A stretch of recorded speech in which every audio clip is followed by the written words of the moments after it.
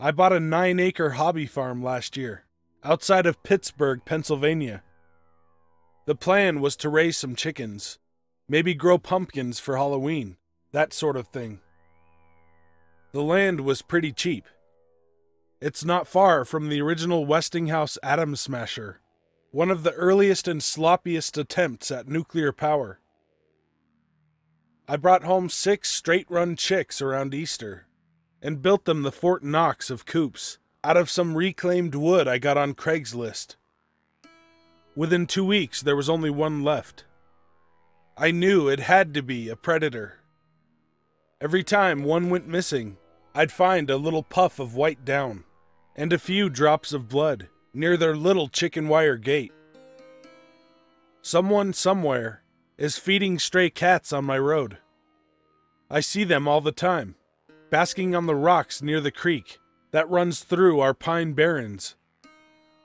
I couldn't figure out how they were getting into the coop, and I'm not cruel. I went to Tractor Supply and picked up a live catch trap and some replacement chicks. I figured thinning the herd, so to speak, and dropping the strays off at the shelter would maybe let me collect a few eggs by late summer. I set up the trap in the pine barrens by the creek and baited it with a wad of raw bacon. There were a ton of little puffball mushrooms in the barrens. I stepped on a few every time I took a step, and it took me almost an hour to scrub the grayish goo off of my boots when I got back inside. The next morning I peeked at the trap through my bedroom window and saw a hunched brownish loaf sitting in it. I headed outside to collect the trap and take my first stray to the shelter. Inside the trap, making a clicking, sucking sound, was a spider the size of a shoebox. I'm an arachnophobe, and I know spiders do not get anywhere near that big, especially in Pennsylvania. My throat tightened, and I could feel bile creeping up my gullet. I panicked. Using the longest shovel I had, I picked up the trap and flipped it into the creek.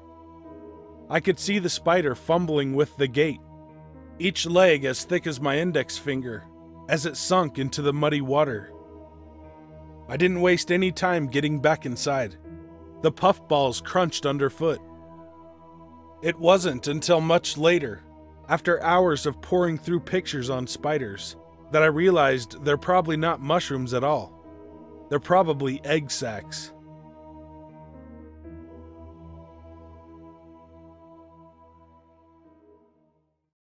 Hey guys and ladies, thanks for watching. If you want me to tell your story or read a creepypasta, email me at the address in the description.